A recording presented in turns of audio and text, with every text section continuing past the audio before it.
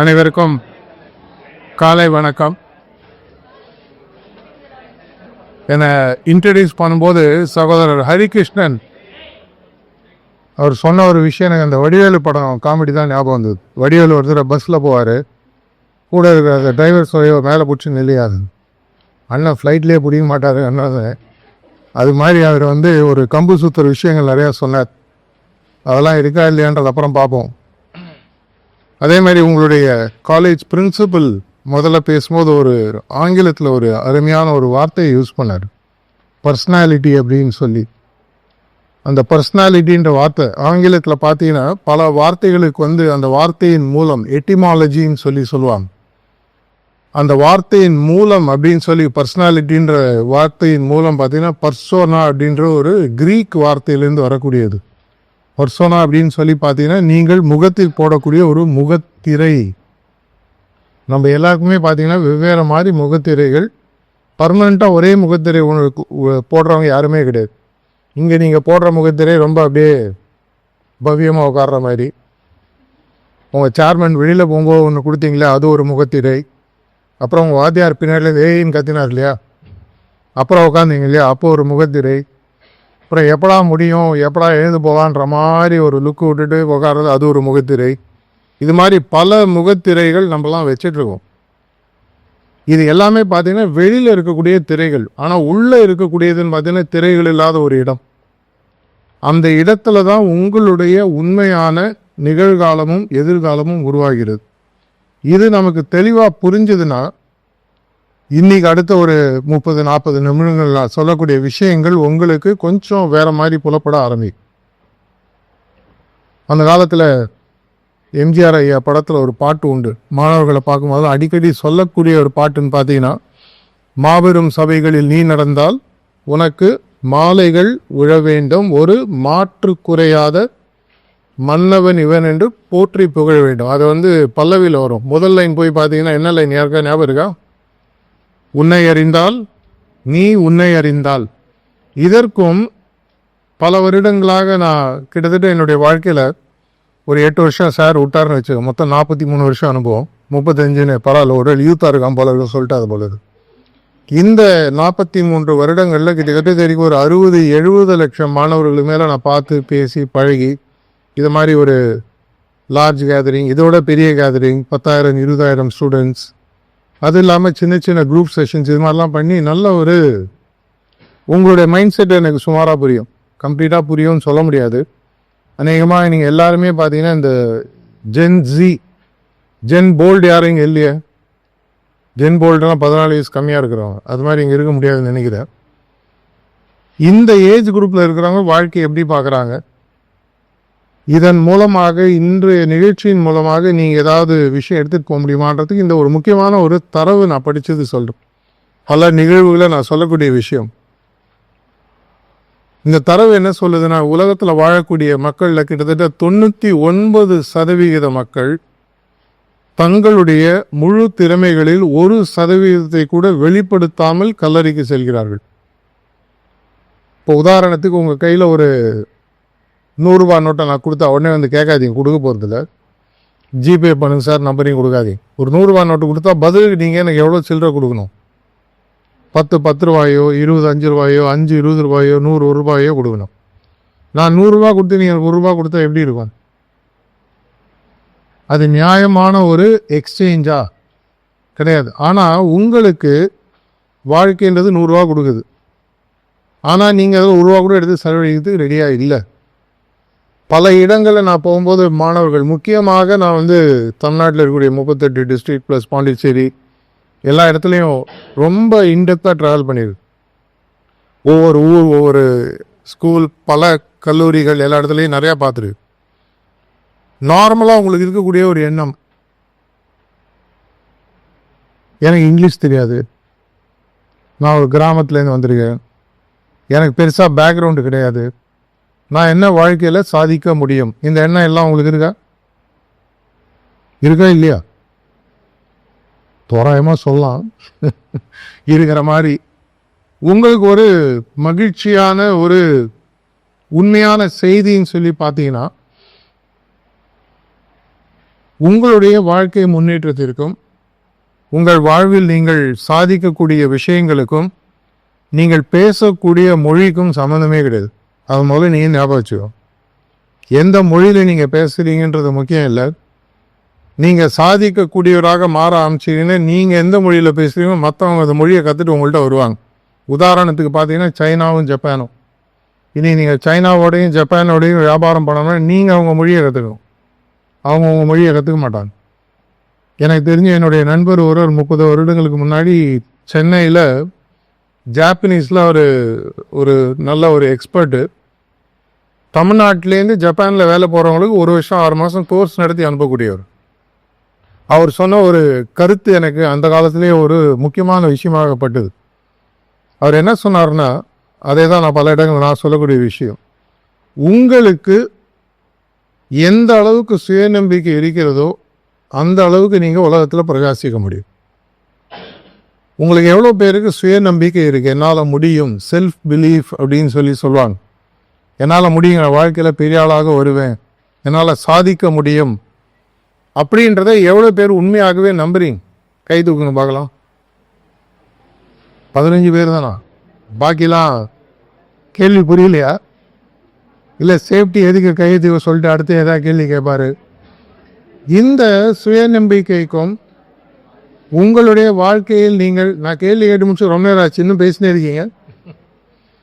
உங்களுக்கு ஏதாவது கேள்வி இருந்தால் கடைசியில் நீங்கள் மொத்தமாக எழுதி வச்சு கேட்கலாம். இந்த சுயநம்பிக்கை வளர்வதற்கு 2 வழிகள் இருக்கின்றன. மினிமம்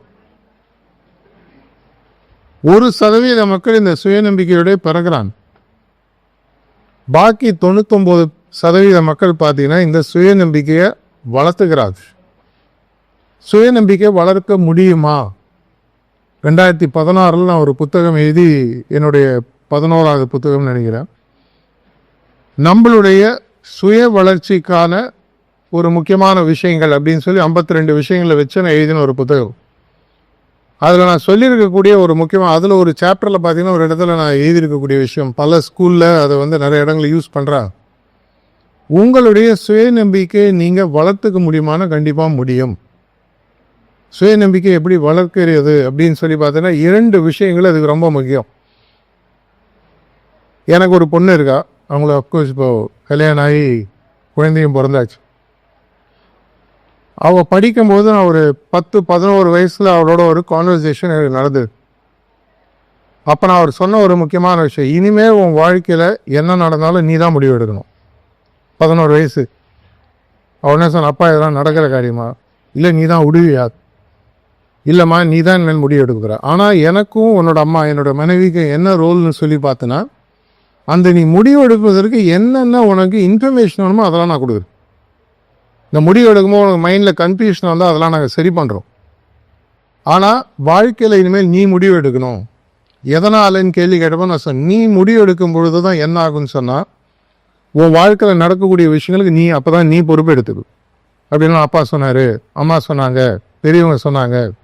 இங்கே நிறைய பேர் நம்ம வாழ்க்கையில் பார்த்தீங்கன்னா இப்படி கை காமிச்சே ஓட்டின்னு இருக்கோம். அவரால் ஆச்சு, இவரால் ஆச்சு, என்னால் ஆச்சு. நம்ம எவ்வளோ பேர் சொல்கிறோம், என்னுடைய வாழ்க்கையில் நான் வாங்கக்கூடிய மதிப்பெண்ணோ, வாங்காத மதிப்பெண்ணோ, பெறக்கூடிய வாய்ப்புகளோ, இழந்த வாய்ப்புகளோ, காணாமல் போன கேர்ள் ஃப்ரெண்டோ, தொலைச்ச பாய் ஃப்ரெண்டோ, இது எல்லாத்துக்குமே காரணம் நான் தான்.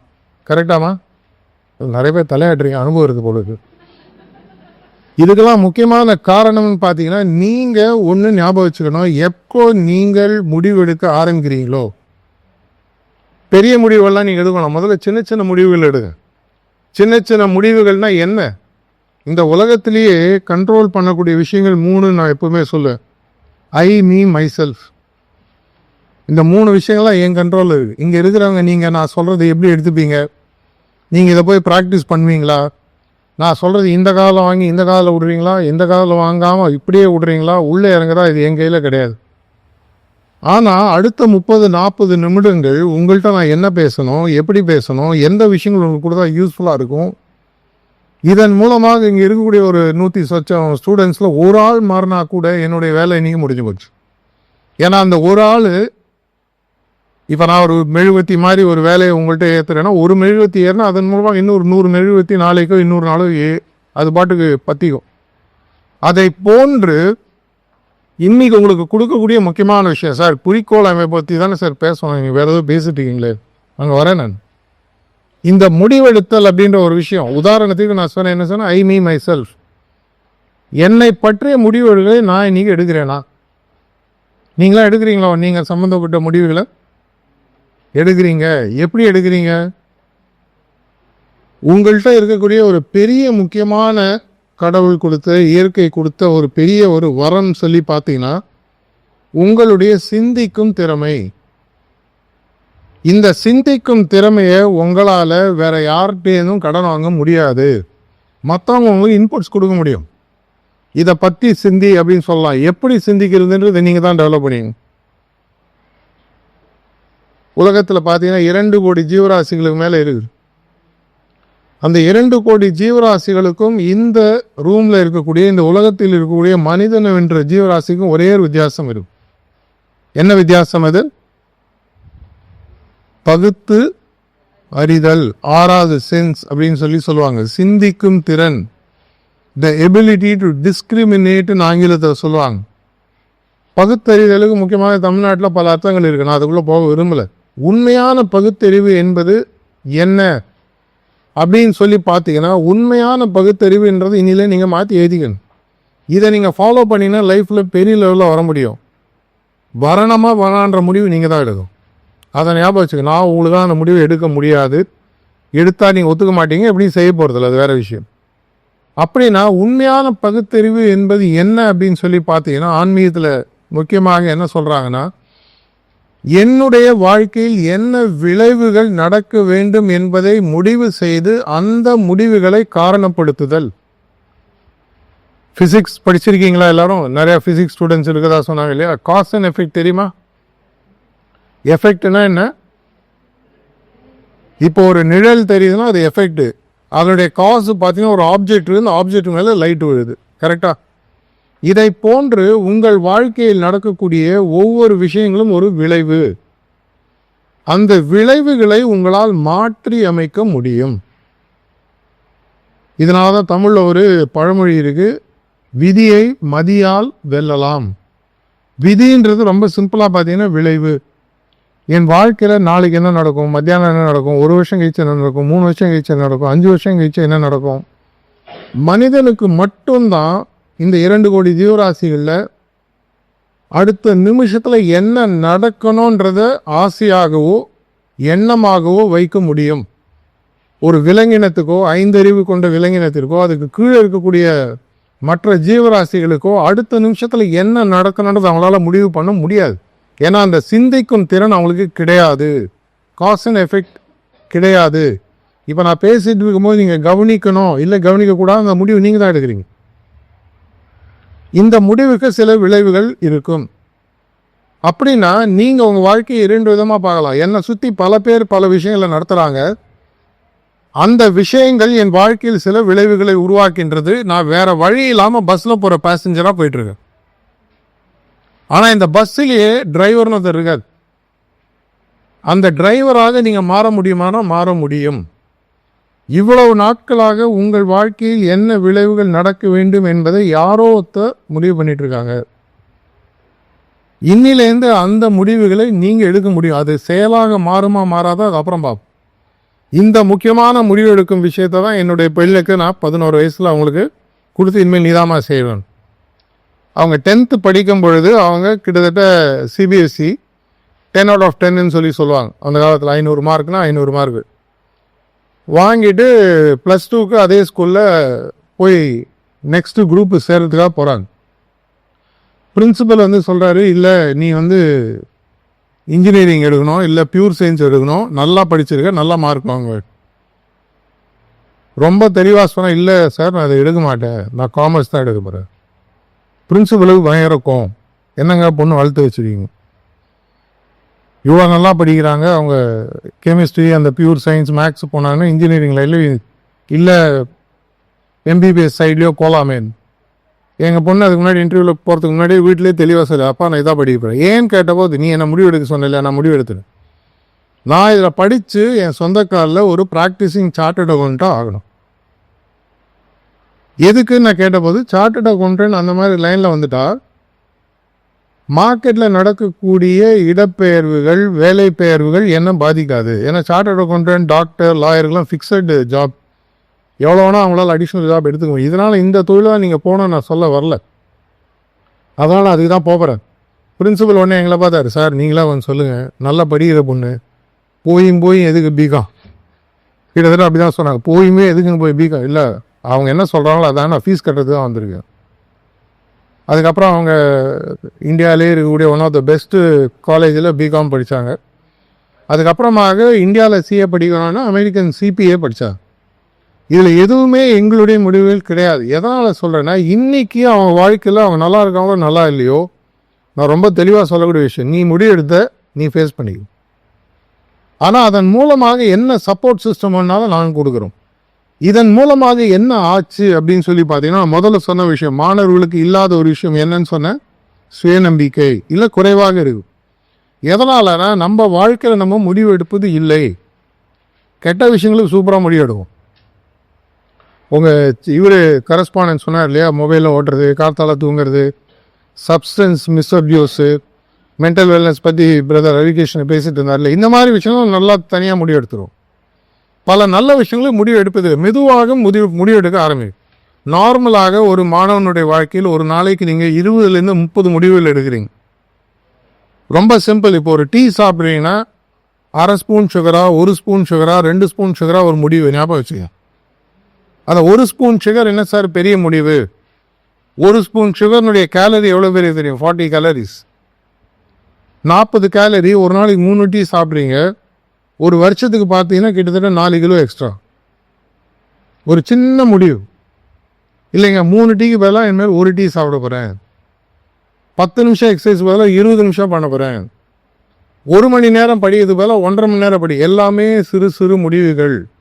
அதனுடைய கியூமுலேட்டிவ் எஃபெக்ட் வருஷ கடைசியில் பார்த்தீங்கன்னா எங்கேயோ கொண்டு போய் விடும். இந்த முடிவுகளை உங்களால் எடுக்க முடியும். அப்படின்னா அடுத்த கேள்வி வரும், எப்படி நான் முடிவு எடுக்கிறது? இதுக்கு தான் நான் உங்களுக்கு முதல்ல சொன்னேன், நம்ம நாட்டிலே வாழ்ந்த ஒரு பெரிய ஆன்மீக அறிஞர்னு சொல்லி பார்த்தீங்கன்னா, அவரோட பேர் நரேந்திரன் சொன்னவங்க யாருக்கும் புரியாது. அவரோட உண்மையான பேர் என்ன? விவேகானந்தர் அப்படின்னு சொன்னால் புரியும். அவருடைய நரேந்திரன்றவருடைய பேர் எப்படி விவேகானந்தராக மாறிச்சுன்றது எவ்வளோ பேருக்கு தெரியும்? இந்த விவேகான்ற சான்ஸ்கிரிட் வேர்டு தான் தமிழில் நம்ம சொல்லக்கூடிய டிஸ்கிரிமினேஷன் இல்லை பகுத்தறிவு. அவர் என்ன முடிவு பண்ணுறாரு ஒரு சின்ன வயசுலனா, இந்த பகுத்தறிவை நான் உபயோகித்து உலகத்தில் இருப்பதற்குள் உயரிய ஆன்மீக ஞானத்தை நான் அடைய போகிறேன், ஆன்மீக ஒரு மகிழ்ச்சியை நான் அடைய போகிறேன் அப்படின்னு சொல்லி முடிவெடுத்து அந்த மகிழ்ச்சியை அவர் அடைந்ததாகவும், அதனால் அந்த விவேகத்தை உபயோகித்து அந்த ஆனந்தத்தை அடைந்தால் அவர் விவேகானந்தர் பேர் சார். அந்த ஆனந்தன்றது பார்த்தீங்கன்னா எஃபெக்ட், இந்த விவேகம்ன்றது பார்த்தீங்கன்னா காஸ். இதை நீங்கள் முடிவு பண்ண முடியும். அப்படின்னா என்ன விளைவுகள் என்பது என்ன? அடுத்த கேள்வி. இங்கே தான் நான் முதல்ல அவங்க என்னை இன்ட்ரடியூஸ் பண்ணும்போது சொன்ன டாபிக் வருது. என்னுடைய வாழ்க்கையில் இப்போ எல்லாம் நீங்கள் எல்லாருக்கும் படம் பார்க்கறது பிடிக்குமா? என்ன சார் கேள்வி இதெல்லாம்? லேட்டஸ்ட் ஹிந்தி படம் எல்லாம் பார்த்துட்டீங்களா? தேட்டரில் போய் இன்னும் பார்க்கலையா? சப்டைட்டிலோட வந்து வெயிட் பண்ணிட்டு இருக்கீங்களா? அதான் மேக்ஸிமம் 1000 crores நோக்கி போயிட்டு இருக்குன்னு சொல்லலாம். என்ன படம் ஞாபகம் இருக்கா? தெரியாதா? சரி விடுங்க. இந்த படங்கள் எல்லாத்துலேயுமே பார்த்தீங்கன்னா கடைசியில் ஹீரோ நாமளாக ஜெயிப்பார். கரெக்டாக நம்மளாம் கை தட்டிட்டு 2 மணி நேரம் ஒரு 100, 120, 200 ஏதோ ஒன்று படத்தை கொடுத்துட்டு வந்துடுவோம் பாப்கார்ன் வாங்கி சாப்பிட்டு. ஆனால் அந்த 2-2.5 மணி நேரம் முடிவில் அவருடைய வாழ்க்கையில் அவர் ஜெயிக்கிறார். இதை பார்க்கும்போது உங்கள் வாழ்க்கையில் உங்களுக்கு ஒன்று தோணும், உங்களுடைய வாழ்க்கையில் நீங்கள் உங்கள் வாழ்க்கையை ஒரு படமாக வாழ்கிறீர்கள்ன்றது எவ்வளோ பேருக்கு தெரியும்? உங்களுடைய இந்த வாழ்க்கை என்னும் படத்துக்கு இன்னைக்கு அன்ஃபார்ச்சுனேட்லி நீங்கள் வெறும் ஆக்டராக தான் இருக்கீங்க. நீங்கள் நடிக்கிறீங்க, ஆனால் அதுக்கான கதை எழுதுறது டைரக்டர், ப்ரொடியூசர் வேறு யாரோ. நீங்கள் எப்போ ஏற்பட்ட ஹீரோ, அது எப்போ ஏற்பட்ட சூப்பர் ஸ்டார், என்ன இதாக இருந்தாலும் அவங்க இன்னைக்கு சொந்தமாக ஸ்க்ரீனில் என்ன நடிக்கணும்னு முடிவு பண்ண முடியாது. டைரக்டரும் ப்ரொடியூசரும் ஃபினான்ஷியரும் இப்படி தாங்க நடிக்கணும்னு சொல்லுவாங்க. அவங்க சொல்கிறதான் பஞ்ச்லைனு, அவங்க சொல்கிற இடத்துல தான் டான்ஸ் ஆடணும், அவங்க சொல்கிற இடத்துல தான் ஃபைட்டு போடணும். நீங்கள் யார் ஹீரோன்னு நினைக்கிறீங்களோ அவங்க எல்லாருமே பார்த்தீங்கன்னா யாரோ கொடுக்கக்கூடிய ஸ்கிரிப்டுக்கு வாழக்கூடியவர்கள். நீங்கள் எல்லாருமே இன்னைக்கு உங்கள் வாழ்க்கையில் நீங்கள் ஹீரோ ஹீரோயினாக இருக்கிறதாக நினச்சிட்டு இருந்தாலும் உங்களோட வாழ்க்கை நீங்கள் உங்கள் அப்பா அம்மா, உங்கள் சொசைட்டி, உங்கள் டீச்சரு, உங்கள் காலேஜ் லெக்சரரு, இல்லை பக்கத்து விட ஆண்டி, ஏற்று விட்ட அங்கிள், ரிலேஷன், யாரோ ஒருத்தரோட லைஃப்பை தான் நீங்கள் வாழ்ந்துட்டு இருக்கீங்க. அவங்க நீங்கள் எப்படி நடக்கணும், எந்த உடை உடுக்கணும், எந்த காலேஜில் படிக்கணும், எங்கே வேலை செய்யணும், யாரை கல்யாணம் பண்ணிக்கணும், இந்த முடிவுகள் அனைத்து அவங்க எடுக்காங்க. நீங்கள் வாழறீங்க இல்லையா ஆமான்றது நீங்கள் முடிவு பண்ணிக்கங்க. இதை உங்களால் மாற்றி அமைக்க முடியுமானா நீங்கள் அதுக்கு ஒரு முடிவு எடுத்தானோ. என் வாழ்க்கை இனிமேல் என் ஸ்கிரிப்ட் படி நான் வாழ போகிறேன். என் வாழ்க்கையில் 2 வருஷம் கழிச்சு இன்னைக்கு உங்கள் கரஸ்பாண்டன்ட் சேர்மன் சார் இன்ட்ரடியூஸ் பண்ணும்போது நீங்கள் எல்லாருமே நிறையா பேர் ஃபஸ்ட்டு செம் முடிச்சுட்டு இங்கே வந்து உட்காந்துருக்கு தான் சொன்னார். அப்படின்னா இன்னும் உங்களுக்கு 2 வருஷம் பாக்கி இருக்கு. இந்த 2.5 வருஷம் கழித்து நீங்கள் ஒரு முடிவு எடுக்கணும். நான் மேலே பிஜி படிக்க போகிறேன்னா இல்லை வேலைக்கு போகிறேன்னா. வேலைக்கு போகிறேன்னு சொன்னால் எந்த கம்பெனியில் என்ன போஸ்ட்டுக்கு என்ன சம்பளத்துக்கு எந்த ஊரில் நான் போய் வேலைக்கு சேரணும், இந்த முடிவு உங்களால் எடுக்க முடியுமானா அந்த முடிவு என்ற சிந்தனை முடிவை நீங்கள் எடுக்க முடியும். உதாரணத்துக்கு நான் கூகுளில் ஒர்க் பண்ணணும், ஏதோ ஒரு கம்பெனி பேர் டிவிஎஸ் ஒர்க் பண்ணணும், ஏதோ ஒரு கம்பெனி, இந்த கம்பெனியில் இந்த போஸ்ட்டில் இந்த சம்பளத்தில் நான் போய் வேலைக்கு சேரணும். படம் கதை எழுதுகிற எல்லா கதையும் அப்படியே மாறுதில்லை. சினி ஃபீல்டில் பெரிய பெரிய டேரக்டர்ஸ் பல பேர் எனக்கு பர்சனலாக ஃப்ரெண்ட், பல லைனில் எனக்கு நிறையா பேர் தெரியும். நீங்கள் யாரெல்லாம் நீங்கள் சினிமாவில் நீங்கள் பிறால் நினைச்சிருக்கீங்க அத்தனை எனக்கு பர்சனலாக தெரியும். இவங்க அத்தனை பேருமே பார்த்தீங்கன்னா ஒரே ஒரு கதை வச்சு படம் எடுக்கிறாங்கன்னா இல்லை, படம் எடுக்காமல் கதை மாறிட்டே இருக்கும். திடீர்னு இல்லைங்க கிளைமேக்ஸை மாற்றுங்க, ஆன்டி கிளைமேக்ஸ் இப்படி போடுங்க அப்படி போடுங்க எல்லாம் நடக்கும். இதை போன்று உங்களுடைய வாழ்க்கையிலும் நீங்கள் பல நேரங்களில் அந்த கிளைமேக்ஸை மாற்ற வேண்டியது. அது அப்புறம் நம்ம பார்ப்போம். இந்த அடுத்த 2.5 வருடம் நான் படித்து முடிக்கும் பொழுது என்னுடைய வாழ்க்கையில் இதை நான் சாதித்து ஒன்று மேல் படிப்புக்கு போகல, இந்த கம்பெனியில் போய் வேலைக்கு செய்கிறேன். அந்த முடிவு நடக்குதோ இல்லையோ அந்த கிளைமேக்ஸ் சீனை உங்களால் இன்னைக்கு பேப்பரில் எழுத முடியுமானா முடியும்.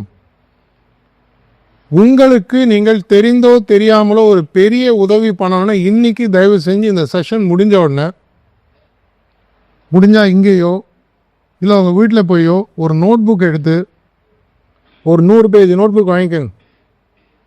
10 ரூபா 20 ரூபா 30 ரூபா வாட்டவர் ஒர்த்து. இந்த கடைசி பேஜில் போயிட்டு இந்த 2.5 வருடம் கழித்து 2028 மார்ச்சோ ஏப்ரலோ உங்கள் எக்ஸாம் ஃபைனல் எக்ஸாம் முடிய போகுது. இது முடியும் போது நான் வாழ்க்கையில் என்ன சாதிச்சிருப்பேன், எங்கே வேலைக்கு போயிருப்பேன், இல்லை ஹையர் ஸ்டடீஸ் எங்கே எனக்கு அட்மிஷன் கிடச்சிருக்கும், அதை கிளைமேக்ஸில் ஏது. பல வெற்றி கதை எழுதிய டைரக்டர்ஸ் இவங்கெல்லாம் நான் பார்த்து பேச என்ன சொல்லுவாங்கன்னா, நாங்கள் முதல்ல எண்டிங்கை ஃபிக்ஸ் பண்ணிவிடுவோம் சார், அதுக்கப்புறம் கதையை பேக்கோடாக எழுதுவோம். எண்டிங்கை ஃபிக்ஸ் பண்ணிவிடுவோம், கதையை பேக்வேர்டாக எழுதுவோம் அப்படின்னு சொல்லுவாங்க. உங்களுடைய வாழ்க்கையில் இந்த 2.5 வருடம் கழித்து என்ன நடக்கணுன்ற ஒரு முக்கியமான நிகழ்வை உங்களால் பேப்பரில் எழுத முடியும். படம் எடுக்கிறதுக்கு முன்னாடி முதல்ல ப்ளூ புக்குன்னு ஒன்று ரெடி பண்ணுவாங்க. கம்ப்ளீட் படத்தை எப்படி எடுக்கணும், என்ன கதை, என்ன சீன், எங்கே ப்ரொடக்ஷன், எங்கே கேமரா வைக்கணும், எந்த ஊரில் லொக்கேஷன் எல்லாம் எழுதுவாங்க. அதுக்கப்புறம் தான் ஆக்சுவல் ஷூட்டுக்கு போவாங்க. அதை போன்று 2.5 வருடம் கழித்து என்னுடைய வாழ்க்கையில் என்ன நடக்க வேண்டும் என்பதை இன்னைக்கு நீங்கள் கதையாக ஒரு எழுதுங்க. இந்த கடைசி பேஜில் கிளைமேக்ஸ் எழுதிட்டீங்களா, அதில் பேக்வேர்டாக வந்தீங்கன்னா உங்களுக்கு 365 × 2 ப்ளஸ் 365 டிவைடட் பை 2 இவ்வளோ நாள் உங்கள்கிட்ட பாக்கி இருக்கு. இதை நீங்கள் எழுதிட்டு ஒவ்வொரு நாளாக பேக்வேர்டாக உங்கள் கதையை எழுதிட்டு வாங்க. அந்த கதையை எழுதிட்டு வந்தீங்கன்னா இந்த கதையை எழுதி முடியதுக்கு உங்களுக்கு 15-20 நாள் ஆகும். எழுதிட்டீங்கன்னா அடுத்த 1 மாதம் எப்படி என் வாழ்க்கையை வாழணும், அதுக்கு அடுத்த மாதம் எப்படி வாழணும், இந்த முடிவுகளை நீங்கள் எடுக்க ஆரம்பித்து அதை வாழ்க்கையாக வாழ ஆரம்பிப்பீர்கள். ரொம்ப சிம்பிளாக சொல்லணும்னா என்னுடைய கிளைமேக்ஸ் சீனில் எது என்னுடைய வாழ்க்கையில் நடக்க போயிடோ அதை நீங்கள் எழுதுறது தான் குறிக்கோள். எனக்கு ஒரு கம்பெனியில் வேலை கிடைக்க போகுது, எனக்கு 10,000 ரூபாய் 20,000 30,000 சம்பளம். இந்த சம்பளத்துக்கு இப்படி நான் பேக்அவுட் ஒர்க் பண்ணி என் சப்ஜெக்ட்ஸ் இப்படி படித்து நான் எப்படி ரெடியாக போகிறேன். இதை நீங்கள் பண்ண ஆரம்பிக்கும் போது மெதுவாக என்ன ஆரம்பிக்குன்னா, நாளையிலிருந்து உங்களுடைய வாழ்க்கை நீங்களே ஷூட்டிங் நடத்துவீங்க, நீங்களே நடிக்க ஆரம்பிப்பீங்க. இப்படி செய்ய ஆரம்பிக்கும் போது மெதுவாக என்ன நடக்கும்னு சொன்னால் உங்களுடைய வாழ்க்கையில் குறிக்கோள் என்பது தெளிவாக ஆரம்பிக்கும். நீங்கள் நிறைய பேர் குறிக்கோள் இல்லாமல் வாழறீங்கன்னு ஒரு தரவு சொன்னதை நான் முதல்ல சொன்னேன் இல்லையா. ஒரு சிம்பிளான கேள்வி. இப்போ மெயின் ரோடில் போயிட்டு ரோடு லெஃப்ட் ரைட்டு போகுது இல்லையா, யாராவது நின்று இந்த ரைட்டு போகிற ரோடு எங்கே போகுதுன்னு கேட்டால் அவங்க முதல்ல உங்களை என்ன கேட்பாங்க? நீங்கள் எங்கே போனோன்னு கேட்பாங்க. ஐயோ நான் எங்கே போனேன் உனக்கு என்ன, இந்த ரோடு எங்கே போகுது தானே உன்னை கேட்டேன். ஒரு ரோடில் போனோன்னா கூட நீங்கள் எங்கே போகணுன்றது தெரிஞ்சால் தான் அவங்களால சொல்ல முடியும். ஆனால் உங்கள் வாழ்க்கையில் நீங்கள் எங்கே போகணுன்றது தெரியாமல் இருந்தீங்கன்னா என்ன ஆகும்? அப்படியே ஜாலியாக காற்றுல விட்ட பேப்பர் மாதிரி நம்ம சுற்றிட்டு இருப்போம். இப்போ நிறைய பேர் நான் பேசும்போது நீங்கள் பாட்டு பேசிட்டு எங்கேயோ யோசிச்சுட்டு இருக்கீங்க இல்லையா, அது மாதிரி இதில் யாருக்கு நஷ்டம் நீங்கள் தான் யோசிச்சு பார்க்கணும். அதாவது வாழ்க்கையில் குறிக்கோள் அமைக்கலைன்னா என்ன ஆகும்னு சொன்னீங்கன்னா, காற்றில் மாற்றின பேப்பர் மாதிரி நம்ம வாழ்க்கை சுற்ற ஆரம்பிச்சோம். இந்த பட்டத்தை பார்த்தீங்கன்னா கயிறு கட்டியிருப்பான், கயிறு யார் கையிலையும் இருக்கும், பட்டம் மேலே இருக்கும், காற்று நல்லா அடித்து அதை பாட்டு சுற்றிட்டே போகும். என் வாழ்க்கையில் எப்போ நான் குறிக்கோள் என்பதை ஒன்று அமைக்கிறேனோ, அது எவ்வளோ சம்பளம்னு இருக்கலாம், எந்த கம்பெனியில் வேலைன்னு இருக்கலாம், ஹையர் ஸ்டடீஸாக இருக்கலாம், எனக்கு அமையக்கூடிய நட்பாக இருக்கலாம், இல்லை உங்கள் வாழ்க்கையில் விளையாட்டுத்துறைன்னு ஒன்று இருந்து உங்கள் காலேஜில் அதை சப்போர்ட் பண்ணாங்கன்னா அந்த விளையாட்டுத்துறையில் நான் எந்த லெவலில் வரணும். இன்றைக்கி நீங்கள் பேசிகிட்டு இருக்கக்கூடிய இந்த நேரத்தில், இந்த 17-18 வயசு நீங்கள் இருக்கக்கூடிய காலகட்டத்தில் 2 நாளைக்கு முன்னாடி ஐபிஎல் ஆக்ஷன் பார்த்தீங்கன்னா உங்கள் வயசில் இருக்க 2 பசங்க 14.5 கோடி ரூபாய்க்கு அவங்க வாழ்க்கைக்கு ஒரு வருஷத்துக்கு ரேட் கொடுத்துருக்காங்க தெரியுமா? சிஎஸ்கே டீம் பார்த்தீங்களா? அதை போன்றவங்களால் ஆக முடியுமான்னு ஆக முடியும். அதற்கு அப்படின்னா நீங்கள் இன்றைக்கு முயற்சிகள் எடுக்க ஆரம்பிக்க வேண்டும். குறிக்கோள்களை அமைத்து அதற்கு தேவையான செயல்களை நீங்கள் செய்ய ஆரம்பிக்கும் பொழுது ஆட்டோமேட்டிக்காக என்ன நடக்கும் அப்படின்னு சொல்லி பார்த்தீங்கன்னா, உங்களுடைய வாழ்க்கையில் ஒரு மெதுவாக உங்களுக்கு ஒரு கட்டமைப்பு வர ஆரம்பிக்கும். மலை மேலே பெய்யக்கூடிய நதியானது ஒரு 2 கரைகளுக்கு நடுவில் வரும்போது சரியான நதியாக மாறி கடைசியில் போய் கடலில் சேருது. அதை போன்று உங்களுடைய வாழ்க்கையில் நீங்கள் வரக்கூடிய இந்த அத்தனை எனர்ஜிக்கும் அந்த 2 பேங்க் என்னன்னு பார்த்தீங்கன்னா உங்கள் வாழ்க்கையில் இருக்கக்கூடிய குறிக்கோள் திட்டம். இது உங்களை ஆட்டோமேட்டிக்காக அந்த கடல்ன்ற ஃபைனலாக லைஃப்பில் வரக்கூடிய ஒரு பெரிய வெற்றிக்கு உங்களை போய் சேர்க்கும். இதற்கு முக்கியமாக நீங்கள் செய்ய வேண்டியது 2 விஷயங்கள். அதுதான் எங்களுடைய முக்கியமான வேல்யூ டிஷன். இங்கே ஒவ்வொரு மனிதனுக்கும் இயற்கை கொடுத்த 2 வரப்பிரசாதம் பார்த்தீங்கன்னா உங்களுடைய சிந்திக்கும் திறன், உங்களுடைய உணர்வு முறை திறன் அப்படின்னு சொல்லுவாங்க. உங்களுடைய சிந்திக்கும் திறன் இன்னைக்கு உங்கள் கையில் இருக்கானா? அநேகமாக இல்லை. மனம் போல் குரங்குன்னு சொல்லுவாங்க. அது பாடி இஷ்டத்துக்கு சுற்றிட்டு ஒரு இடத்துல உட்கார மாட்டேங்குது, ஒரு சப்ஜெக்டில் ஃபோக்கஸ் பண்ண முடியல, ஒருத்தர் பேசும்போது நம்மளால் கேட்க முடியலன்னா மைண்ட் வேற எங்கேயோ போய்ட்டுருக்கு. அப்படி போகுதுன்னு சொன்னால் எண்ணம் ஒரு முக்கியமான விஷயம்னா, என்னுடைய எண்ணம் என்னுடைய பேச்சை கேட்க ஆரம்பிக்கணும். அந்த என் பேச்சை அது கேட்க ஆரம்பிக்கணும்னு சொன்னால் அதற்கு நான் முதலில் பயிற்சி கொடுக்க ஆரம்பிக்க வேண்டும். எதை நான் எக்ஸசைஸ் பண்ணுறேனோ அது என்னுடைய கண்ட்ரோலில் வர ஆரம்பிக்கும். மனதிற்கு எக்ஸசைஸ் கொடுக்கணும். என்னுடைய எண்ணம் ஒரு விஷயத்தை பற்றி மட்டும் யோசிக்கணும் நான் முடிவு பண்ணால் அது கேட்குமானா கேட்கும். ஆனால் அதுக்கு நான் பயிற்சி கொடுக்கணும். உங்கள் வாழ்க்கையில் அநேகமாக அவங்க எல்லாருக்குமே சைக்கிள் ஓட்ட தெரியும்னு நினைக்கிறேன் இல்லையா? சைக்கிள் வாங்கி கொடுத்த அன்றைக்கே நம்ம எல்லாம் ஓட்ட ஆரம்பிச்சோமா? இல்லை, ஒரு 10 நாளோ 15 நாளோ 30 நாளோ ஆயிடும். முதல்ல என்ன ஆகுனா ஏறி உட்காந்து சைக்கிள் அது பாட்டுக்கு போகும். அதை பயிற்சி செய்ய செய்ய செய்ய மெதுவாக என்ன நடக்கும்னு பார்த்தீங்கன்னா சைக்கிள் நீங்கள் சொல்கிறபடி ஓட ஆரம்பிக்கும். அதை போன்று உங்களுடைய மனதிற்கு உங்கள் எண்ணங்களுக்கு ஒரு சிறிய பயிற்சி தான் நாங்கள் கொடுக்க போகுது. எங்களோட ஆர்ட்ஃபுல்னஸ் இன்ஸ்டியூட்டில் 2 விஷயம் தான் முக்கியமாக நாங்கள் சொல்லித்தரோம். உங்களுடைய எண்ணங்களை எப்படி உங்களுடைய கட்டுக்கோப்பில் கொண்டு வருவது, உங்கள் வாழ்க்கையில் வெற்றி தோல்விகள் வரும்போது உங்கள் உணர்வுகளை எப்படி நீங்கள் ஹேண்டில் பண்ண போறீங்க. இந்த 2 விஷயத்துக்கு சிம்பிளான பயிற்சி. இதுதான் நம்மளுடைய சகோதரர் ஹரிகிருஷ்ணன் போன தடவை உங்களுக்கு மென்டல் வெல்னஸ்ன்னு வரும்போது இதை பற்றி பேசியிருப்பார். தியானம் என்பது என்ன அப்படின்னு பார்த்தீங்கன்னா, உங்களுடைய மனதை ஒரே இடத்தில் நிற்க வைத்து அதற்கு ஒரு பயிற்சி கொடுக்கக்கூடிய ஒரு எளிமையான விஷயம். ஒரே எண்ணத்தை பற்றி நீங்கள் தொடர்ச்சியாக யோசிச்சிட்டீங்கன்னா அந்த எண்ணம் வலுப்பெறுகிறது. அது உங்களுக்கு வாழ்க்கையில் வெற்றி பாதையாக மாறுகிறது. எனக்கு என்னுடைய பரீட்சையில் 100க்கு நான் 95 மார்க் வாங்கணும், இதையே நீங்கள் தொடர்ச்சியாக சிந்தித்து கொண்டு இருந்தீர்கள் என்றால் அதுவே உங்களுடைய வாழ்க்கையில் முக்கியமான எண்ணமாக மாறியது, அதுவே செயலாக மாறும். அதை நோக்கி நான் போகும்போது என்னோடய வாழ்க்கையில் பிரச்சனைகள் வந்ததுன்னு சொன்னால் அதை சமாளிக்கக்கூடிய உணர்வு ரெகுலேஷன் மெத்தடுன்னு சொல்லுவோம்.